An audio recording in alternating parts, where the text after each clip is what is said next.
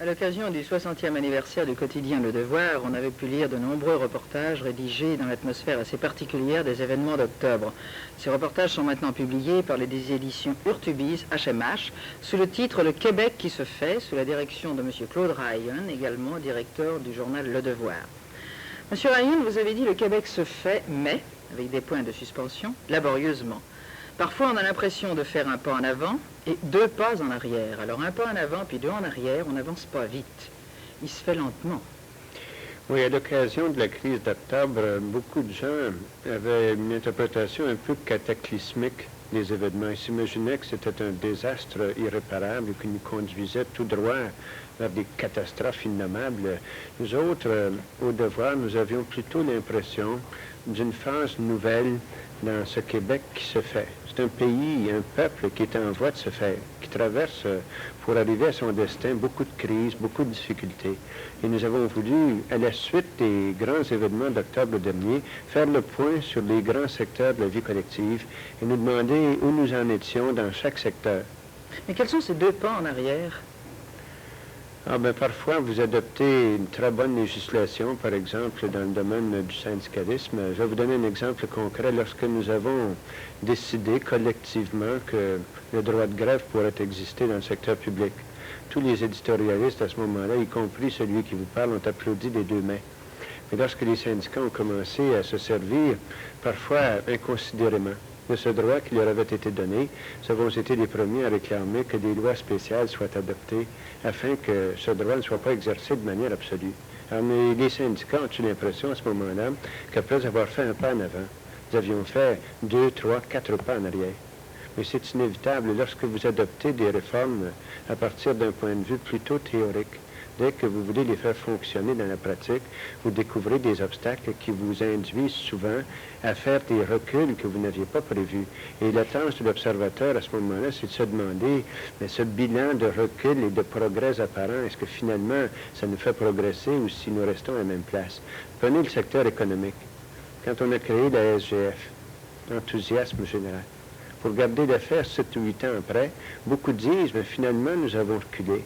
D'autres disent, nous avançons laborieusement, mais quand même. Alors, le volume que nous avons publié, c'est un recueil d'essais qui tente de faire le point sur chaque grand secteur. C'est vous qui avez choisi les journalistes, vous avez commandé les textes et vous avez révisé les textes. Comment s'est fait ce choix? Dans un esprit aussi œcuménique que possible, si vous étudiez le volume, vous constaterez qu'en matière économique, par exemple, certains auteurs sont très favorables au développement du secteur public. D'autres abordent plutôt les questions à partir de la contribution que le secteur privé pourrait fournir au développement économique. Nous avons essayé autant que possible d'avoir des collaborateurs qui ne sont d'ailleurs pas tous des journalistes. Il y a beaucoup d'universitaires, beaucoup d'hommes d'action capables de présenter des points de vue différents, parfois opposés et le plus souvent complémentaires. Une des faiblesses du volume, c'est peut-être au chapitre de la contribution des hommes politiques. Je vais vous faire une confidence de ce point de vue-là. Nous aurions aimé avoir 2 pièces maîtresses. Un article de M. Trudeau, Premier ministre du Canada, qui est l'homme qui incarne le plus fortement l'option fédérale. Et un article de M. Lévesque, qui est l'homme qui incarne le plus fortement l'option souverainiste.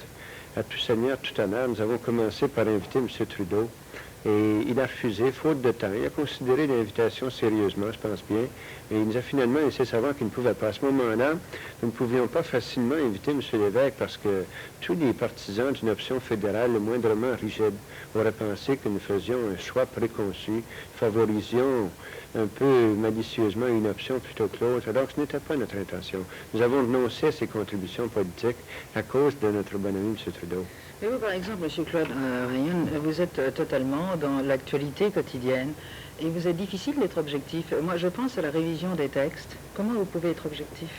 Nous, au Devoir, nous ne visons pas être objectifs avec un O majuscule, vous savez. Nous visons d'abord être indépendants et libres. Oui.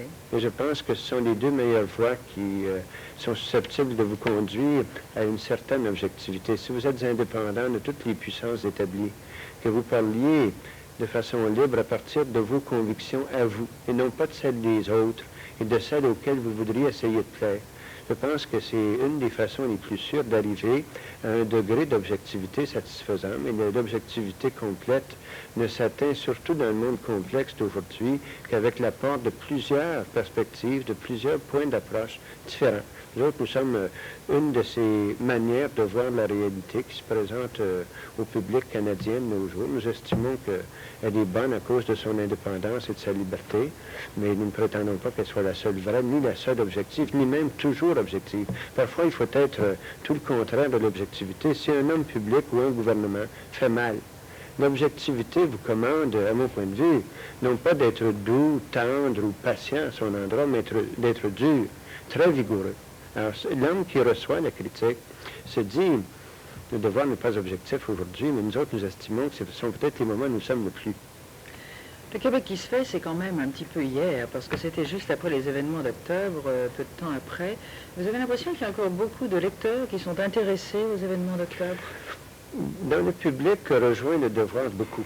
Dans le grand public, non. Chez les hommes publics, on se fait un point d'honneur de ne plus parler de ces choses. Et la plupart se sont tellement fourvoyés à ce moment-là qu'ils ne sont pas du tout intéressés à revenir sur les événements d'octobre. Et je les comprends très bien. Mais les Québécois qui réfléchissent sont très intéressés à continuer de s'interroger là-dessus. Et chaque fois que nous avons un article dans notre journal où il est question de ces sujets, de manière directe ou indirecte, il y a des réactions très intéressantes. Là, je voudrais souligner une chose, si vous me permettez. En octobre, nous avons l'impression d'un phénomène de polarisation très, très poussé et presque irréversible. Il y a des gens qui s'orientent d'un côté, d'autres de l'autre, entre les deux, une opposition très vive. Moi, j'avais entrevu dans l'article que j'ai écrit que cette polarisation s'atténuerait peut-être au lendemain des événements d'octobre et que tout dépendrait notamment de l'attitude que prendrait le gouvernement québécois. Alors, on remarque avec la réponse que M. Bourassa a donnée à la Charte de Victoria, les esprits ne sont pas aussi polarisés qu'ils l'étaient en octobre dernier. Beaucoup de gens qui ne sont pas du tout libéraux, qui ne sont pas du tout favorables à l'orientation fédéraliste du gouvernement Bourassa, ont approuvé M. Bourassa à 100% dans la réponse qu'il a donnée aux autres gouvernements canadiens. Je pense que ça a été un événement qui a contribué d'une certaine manière à dépolariser le débat politique, c'est-à-dire à le rendre peut-être un peu plus complexe et à différer cet affrontement définitif que certains auraient intérêt à précipiter, mais que les vrais démocrates n'ont aucun intérêt à pousser trop vite. Mais par exemple, pour le Québec qui se fait, c'est un examen assez général de la situation de l'époque. Est-ce que vous pouvez aujourd'hui apporter une conclusion à cet examen?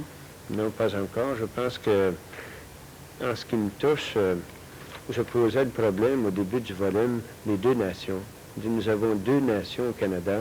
Tant que nous n'aurons pas reconnu ce phénomène de base, nous ne trouverons pas de solution politique durable à nos problèmes. Alors, cette réalité n'est pas acceptée du côté du Canada anglais, n'est pas acceptée non plus par bien des Québécois francophones.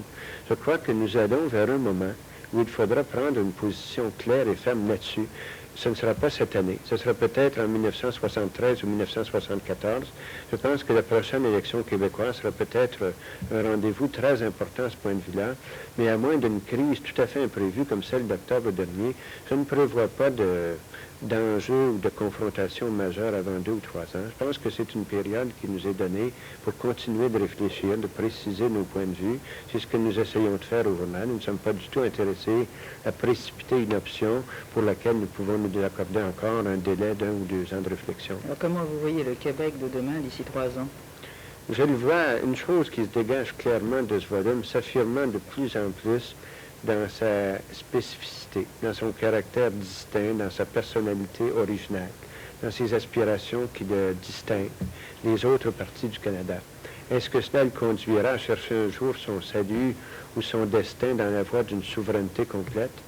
Je vous dirais que la réponse à ceci dépend non pas tant des Québécois que du reste du Canada. Si la réponse doit être à l'égal de ce que nous avons vu depuis quelques mois, je pense que le Québec sera conduit inévitablement vers une forme de souveraineté beaucoup plus poussée qu'aujourd'hui. Nous avons assisté à un durcissement du côté du Canada anglais qui est très dangereux, très inquiétant pour l'avenir.